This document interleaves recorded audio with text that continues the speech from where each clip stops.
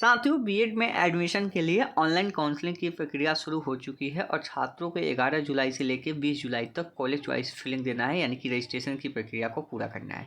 जैसे रजिस्ट्रेशन की प्रक्रिया पूरी होगी उसके बाद फर्स्ट मेरिट लिस्ट जो है वह आएगा 25 जुलाई को। उसके बाद सेकेंड मेरिट लिस्ट की बात करें तो सेकेंड मेरिट लिस्ट जो आएगा वह 13 अगस्त को आएगा।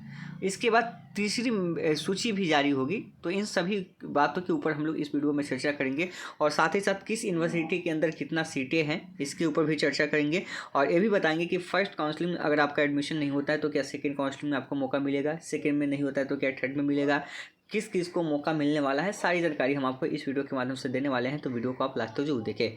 वीडियो शुरू करने से पहले मैं आपसे एक छोटा सा रिक्वेस्ट करना चाहूँगा कि आप अभी तक इस चैनल पर नए हैं तो आप इस चैनल को सब्सक्राइब कर ले और बेल आइकन को दबा दें ताकि ऐसे ही लेटेस्ट वीडियो मिलता रहे। चलिए शुरू करते हैं। साथियों, वीडियो के डिस्क्रिप्शन में आपको व्हाट्सएप ग्रुप और टेलीग्राम चैनल का लिंक मिल जाएगा, आप उसे जरूर ज्वाइन कीजिएगा ताकि आगे की अपडेट भी आपको वहाँ पर मिलती रहे। जैसा आप अपने स्क्रीन पर देख पा रहे होंगे कि बीएड और शिक्षा शास्त्री की प्रवेश परीक्षा में सफल अभ्यर्थियों की होगी काउंसलिंग। जो भी पास हुए हैं केवल उन्हीं की काउंसलिंग प्रक्रिया होने वाली है। काउंसलिंग जो प्रक्रिया है वो पूरी तरीके से आपकी ऑनलाइन होगी, इसमें कोई भी ऑफलाइन होने वाली चीज़ें नहीं है। सिर्फ आपको एडमिशन जो है आया के ऑफलाइन लेना होगा। अगला कि 2 वर्षीय बीएड में नामांकन के लिए पंजीयन 20 जुलाई तक होगा। और इसका मेरिट लिस्ट की बात करें तो पहला मेरिट लिस्ट जो आएगा वह 25 जून को आएगा, माफ कीजिए 25 जुलाई को आएगा। पहला क्या होगा, पहला जो आएगा वो 25 जुलाई को आएगा। दूसरे अगर हम सूची की बात करें तो वो आपका 13 अगस्त को आ जाएगा, ठीक है। और बीएड की जो क्लास है वो 28 अगस्त से आपकी शुरू हो जाएगी। हम बात करते हैं सूबे में जो संचालित कॉलेज है। बिहार में जो अंगीभूत कॉलेज है, जो कॉन्स्टिट्यूएंट कॉलेज की हम बात करते हैं तो उसकी संख्या है 29 है। सरकारी कॉलेज है इसकी संख्या 6 है। प्राइवेट कॉलेज है उसकी संख्या 307 है। अल्पसंख्यक कॉलेज है उसकी संख्या 20 है। और महिला कॉलेज है उसकी संख्या 7 है। देख सकते हैं कि सिर्फ और सिर्फ यहाँ पे प्राइवेट कॉलेज से ही बिहार जो है भरा हुआ है। गवर्नमेंट कॉलेज तो 6 ही देख सकते हैं, क्योंकि पैसा यहाँ पे कमाना है ना गवर्नमेंट को। बाकी राज्यों में देखेंगे तो बहुत कम फी है। आगे देखिए कि राज्य के विवि में बीएड कॉलेजों व सीटों की संख्या, जैसे आर्यभट्ट ज्ञान यूनिवर्सिटी पटना है उसमें सीटों की संख्या 3000 है और कुल कॉलेजों की संख्या 3300 है। अगर आप आर्यभट्ट यूनिवर्सिटी के अंतर्गत आते हैं तो आपको पता होना चाहिए कि वहाँ पर 3000 सीटें हैं आपके पूरे यूनिवर्सिटी के अंदर।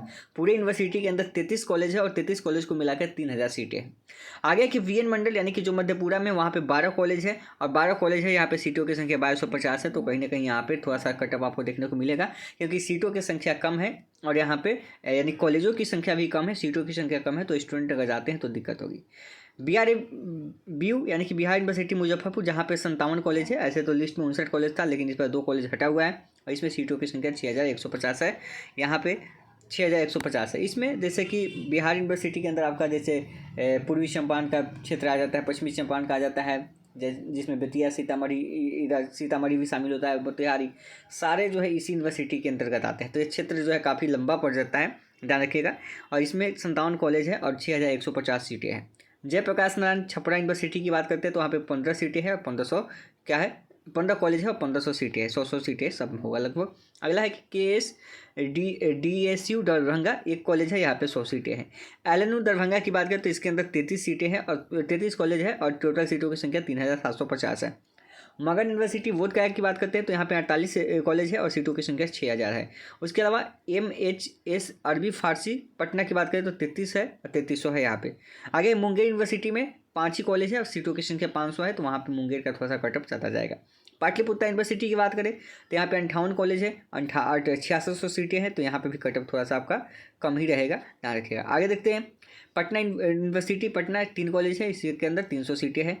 और पूर्णिया यूनिवर्सिटी पूर्णिया के अंदर 10 कॉलेज है और 1100 सीटें हैं। तो यहाँ पे भी कॉलेज की संख्या कम है। और भागलपुर में है 14 कॉलेज है, 1500 सीटें हैं। और आरा में वीर कुंवर सिंह आरा में 20 कॉलेज है और 2300 सीटें हैं। टोटल 37,400 सीटों पे इस पर भी एडमिशन की प्रक्रिया होगी। 37,400 सीटें हैं। सबसे अधिक अगर हम बात करें तो किस यूनिवर्सिटी के अंदर है तो बिहार यूनिवर्सिटी, इसके अलावा पाटलिपुत्र यूनिवर्सिटी, मगध यूनिवर्सिटी, ठीक है, ये सब में है सीटों की संख्या। उसके अलावा आप बात करेंगे तो आर्यभट्ट यूनिवर्सिटी और साथ ही साथ आप बात करेंगे तो वीर कुंवर सिंह यूनिवर्सिटी आरा और MMH अरबी फारसी पटना, ये सब में देखेंगे सीटों की संख्या है और बोधगया में भी है। आगे कुछ और चीज़ें आपको बता देते हैं, फिर चीज़ें आपको बताएंगे। यहाँ पे देखिए तीसरी सूची की भी बातें की गई है। यहाँ से आप देखिएगा प्रथम सूची के नामांकन के होने के बाद संस्थान आवंटन की दूसरी सूची 13 अगस्त को जारी करेगा। इसी के आधार पे जो एडमिशन की प्रोसेस होगी वो 14 से लेकर 25 अगस्त तक होगी, जमा होगा आंशिक शुल्क, और 14 से 27 अगस्त तक संबंधित कॉलेज में नामांकन करा ले।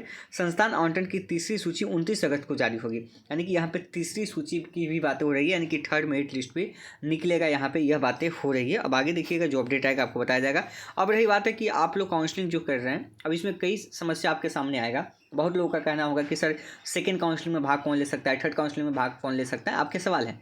देखिए, जिनका भी पहले कॉलेज अलॉटमेंट में नाम नहीं आता है, जब 25 जुलाई को जिनका भी नाम नहीं आएगा, परेशान नहीं होना है, क्योंकि फर्स्ट काउंसलिंग के बाद आपका सेकंड काउंसलिंग है। क्योंकि फर्स्ट काउंसलिंग क्या होता है, हम आपको बताते हैं 37,400 सीटें हैं, तो फर्स्ट काउंसलिंग में जो सीटों की संख्या लगभग आपका जो रिजल्ट आएगा वो 20,000 सीटों के आसपास आएगा। फिर भी उसके बाद 15,000 17,000 सीटें खाली रहेगी। 20,000 सीटों के आसपास आपका रिजल्ट आएगा। उस 20,000 सीटों के आसपास जब देखिएगा, आप चेक कीजिएगा, तो 20,000 में से लगभग 10 या 15,000 ही एडमिशन होगा। ठीक है, हम बताएंगे आपको प्रोसेस। तो उसके बाद आपका सेकंड मेरिट लिस्ट 13 अगस्त को आएगा। तो जब 13 अगस्त को आएगा तो उसमें जो पहले लिस्ट में जिसका नाम नहीं आया था उसी का सेकंड लिस्ट में आएगा। जिसका पहला लिस्ट में नाम आ गया उसका सेकंड लिस्ट में नाम नहीं आएगा, इस बात का भी आपको ध्यान रखना है। और जिसका सेकंड लिस्ट में नाम आ गया उसका थर्ड लिस्ट में नाम नहीं आएगा। ऐसे प्रोसेस चलती है। अगर एक बार आपको कॉलेज अगर अलॉटमेंट हो जाता है तो आपको उसी कॉलेज में एडमिशन लेना होगा, ध्यान रखना है। ठीक है, इस चीज़ का भी आपको ध्यान रखना है कि अगर एक बार कॉलेज अलॉटमेंट हो जाता है, अगर आप सोचते हैं कि हम सेकंड काउंसलिंग में भाग लें, तो फिर वहाँ पे मुश्किल है। आप अगर सेकंड काउंसलिंग के लिए जाते भी हैं, जो फर्स्ट कॉलेज आपका मिला हुआ है उसको आप छोड़ देते हैं, कहते हैं कि जो अलॉटमेंट हुआ है हमको पसंद नहीं है, नहीं लेंगे, तो सेकंड में जब जाएंगे तो आपके साथ रिस्क हो जाएगा। रिस्क क्या होगा हम आपको बताएंगे, आगे की वीडियो में आपको बताएंगे कि रिस्क आपके लिए क्या हो सकता है कि अगर फर्स्ट काउंसलिंग आप छोड़ते हैं और सेकंड काउंसलिंग में जाएंगे तो क्या होगा। पहले मेरिट लिस्ट आने दीजिए, तो उसके बाद ही हम आपको चीज़ें पर चर्चा करेंगे। हम आपको कुछ तरीके भी बताएंगे जहाँ पर आप उसको फॉलो करके भी आप चाहें तो फर्स्ट से सेकेंड काउंसलिंग के अंदर स्किप कर सकते हैं, पढ़ सकते हैं, लेकिन वहाँ पे आपके साथ रिस्क हो जाएगा। और जब रिस्क होगा, रिस्क लीजिएगा तो ही कुछ अच्छा हो सकता है, ध्यान रखिएगा। लेकिन रिस्क जो लेना चाहते हैं उनको हम बताएंगे। ठीक है, तो ये प्रोसेस आपकी चलेगी। तो अभी आपकी पहली प्रोसेस जो है 20 जुलाई तक आपको रजिस्ट्रेशन करना है, और रजिस्ट्रेशन के आधार पे आपको कुछ नहीं करना है। 25 जुलाई को आपका फर्स्ट मेरिट लिस्ट आ जाएगा। जब फर्स्ट मेरिट लिस्ट आ जाएगा तो आप लोग के एक भी सवाल होंगे कि सर अगर मेरा पहला कॉलेज लिस्ट में नाम नहीं आया तो क्या मुझे फिर से काउंसलिंग करना होगा सेकंड काउंसलिंग के लिए? तो जी बिल्कुल नहीं, आपको सेकंड काउंसलिंग के लिए कोई भी काउंसलिंग करने की ज़रूरत नहीं है। आपने जो कॉलेज चूज़ किया है, 9 कॉलेज या 5 कॉलेज 7 कॉलेज, जितना भी कॉलेज चूज़ किया है, वही कॉलेज फिर उठ के आपका सेकंड काउंसलिंग के लिए चला जाएगा। यानी कि कोई बदलाव नहीं होगा, वही आपका उठ के चला जाएगा सेकंड काउंसलिंग के लिए। कभी कभी पोर्टल पर मतलब रीओपन किया जाता है और कहा जाता है कि आप जो भी कॉलेज चूज़ किए थे, मान लीजिए गलती से कोई फर्स्ट नंबर पर सरकारी, नीचे कॉन्स्टिट्यूएंट और एक ही प्राइवेट कॉलेज डाला है। वैसी स्थिति में होता क्या है, कभी कभी एलुमनी क्या करता है कि जो आप 9 विकल्प दिए हैं, मान लीजिए प्राइवेट ही दिए हैं आप 9 विकल्प, वो कहेगा कि आपने जो 9 विकल्प दिए हैं ना, आप उसको चाहे तो जैसे एक नंबर पे आप जिसको रखें उसको 2 नंबर पे रख लीजिए, 2 नंबर को आप 5 नंबर पे, जो चॉइस है उसी को अदल बदल कर सकते हैं। मतलब इसी को घुमाते रहिए, 9 पे रखें उसको 1 पर रख लीजिए, आपको जो मन करना है कर लीजिए, लेकिन 9 ही में से या जितना कॉलेज आप सिलेक्ट किए हैं उसी में से आप चेंजिंग कर सकते हैं। मतलब एक कॉलेज को आगे पीछे अपना कर सकते हैं उसमें। ठीक है, तो ये चीज़ें हो सकती है, लेकिन आपको कॉलेज वहाँ पे फिर से चुनने का मौका नहीं दिया जाता। ये चीज़ जान रखिएगा, बहुत ज़्यादा होगा। अगर आपको रीओपन किया जाएगा तो वहाँ पे यही कहा जाएगा कि आप कॉलेज का मतलब बदलाव कर सकते हैं, आगे पीछे कर सकते हैं, लेकिन कॉलेज को बदल नहीं सकते हैं। ये चीज़ ध्यान रखिएगा। तो ये चीज़ें आपकी प्रोसेस चलती रहेगी। और उसके बाद बात करें तो आपकी 28 अगस्त से आपकी बीएड का नया सत्र शुरू हो जाएगा, क्लासेस शुरू हो जाएगी। तो क्लासेस के लिए तो हम हैं ही, परेशान होने की ज़रूरत नहीं है। ठीक है, आपकी क्लासेस चलेगी, कंटिन्यू चलेगी। जो पिछला सेशन है यदि कंटिन्यू क्लासेस चल ही रही है, उस सबका भी रिजल्ट आने वाला है, आप लोगों के साथ जरूर शेयर होगा उस सबका रिजल्ट। तो उम्मीद करते हैं वीडियो पसंद आई हो तो लाइक कीजिएगा, चैनल को सब्सक्राइब कीजिएगा। और बस अभी आपको कुछ नहीं करना है, रजिस्ट्रेशन करके छोड़ दीजिए। 25 जुलाई को जब फर्स्ट मेरिट लिस्ट आएगा वहाँ पर देख लिया जाएगा। धन्यवाद।